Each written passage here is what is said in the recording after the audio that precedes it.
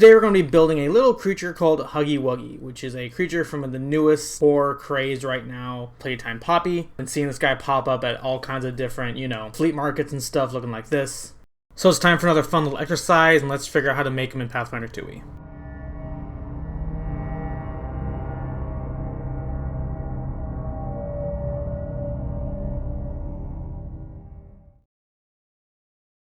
Goals for the build: we need to have a deadly grab, we need to be able to fit into tight spaces, such as, vents, and we need to have a sharp pair of buyers in order to eat our prey with. Pretty easy going tasks. But let's also go for his size and his speed. For level, we're going to go with creature level 7 because I feel like it's a good middle of the road level. It's not too high for low level adventurers, but it's still high enough to still be a deadly encounter. Up next is alignment, size, and traits. For alignment, we're going to go with neutral evil. I don't feel like he really has an agenda or just attacking randomly. He just wants to eat you. For size, we're going to go with large because he's very large and imposing and also very lanky. And also for our traits, we're going to go with aberration. I feel like he really shouldn't exist. He feels like more of an anomaly than a rule of thumb, even though the factory is going to be full of these monsters.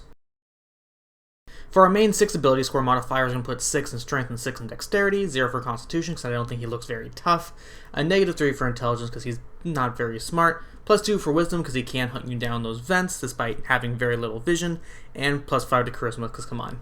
He does have an engaging look, enough to spawn such a massive following. For perception and senses, we're going to roll +15 per perception and dark vision so we can see in those dark vents. For languages, it's pretty simple. He has no language. He just doesn't. He doesn't talk at all, actually.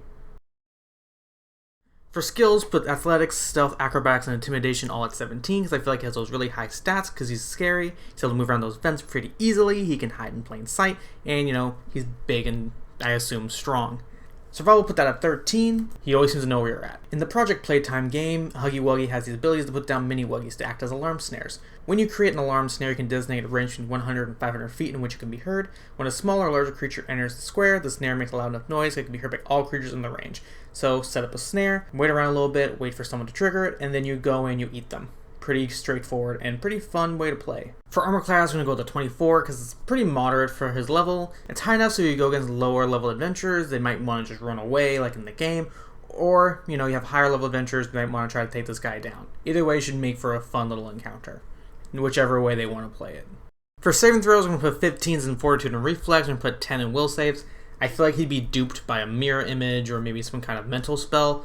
But fortitude and reflex, he's a big statue / giant stuffed animal. I feel like he'd be able to take some punishment, either with a fireball or with some kind of poison.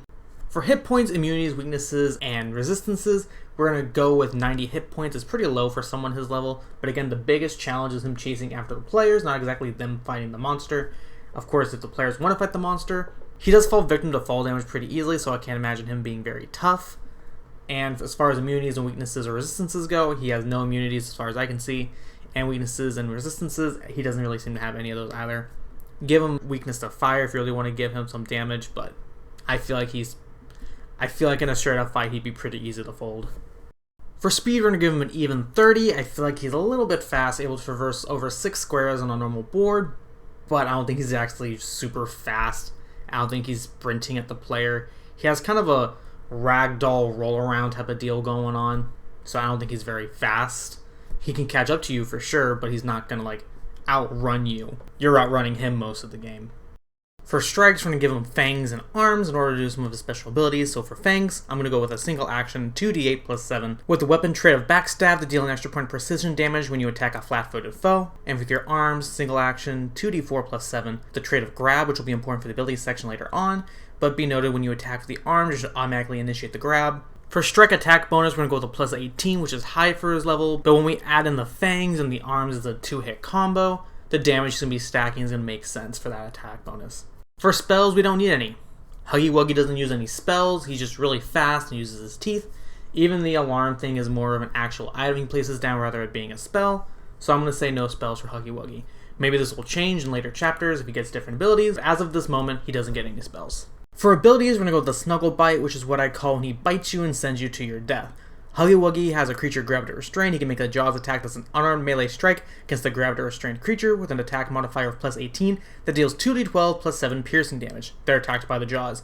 So just biting them regularly without using the grab, it's 2d8, but when you're using the grab with it, it's 2d12. Intimidating Glare, you can demoralize with a mere glare with those dead doll eyes. When you do, demoralize uses the auditory trait and use the visual trait, and you don't take a penalty if the creature doesn't understand your language, which is great because he doesn't talk. So let's review. Should you roll initiative for Huggy Wuggy? With the ability to really chomp down on people after you grab them, you mimic your kill screen sender, you're able to hide in plain sight with a pretty decent stealth check, and romp around in vents with your acrobatics.